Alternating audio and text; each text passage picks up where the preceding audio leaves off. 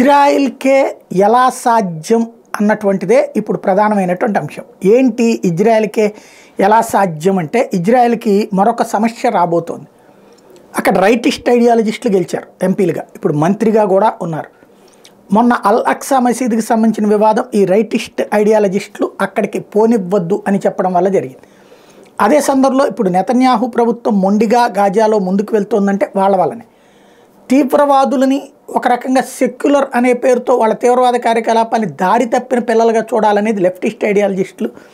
దాని మీద విరక్తి చెంది దానివల్ల బాధితులైనటువంటి ప్రజలు రైటిస్ట్ ఐడియాలజిస్టులు గెలిపించడం వల్ల జరిగినటువంటి పరిణామం. ఇప్పుడు యుద్ధ విరమణ చెయ్యాలని నెతన్యాహు అనుకుంటుంటే 2 నెలల పాటు, అలాగే 400 మంది నేరస్తులని జైలు శిక్ష అనుభవిస్తున్న తీవ్రవాద భావజాలిక కాదు, తీవ్రవాదులైన హమాస్ తీవ్రవాదులైనటువంటి 400 మందిని విడిచిపెట్టడానికి, 40 మందిని హమాస్ వాళ్ళు విడిచిపెడుతున్నారు కాబట్టి 400 మందిని విడిచిపెట్టడానికి వీళ్ళు రెడీ అవుతున్నటువంటి వేళ అది ఆ రైటిస్ట్ ఐడియాలజిస్టులు అయినటువంటి మంత్రి ఆగ్రహం వ్యక్తం చేస్తున్నారు. ఎట్టి పరిస్థితుల్లో అట్లాంటిది వీలు లేదని చెప్తున్నారు. బట్ జరిగిపోతూనే ఉంటుంది.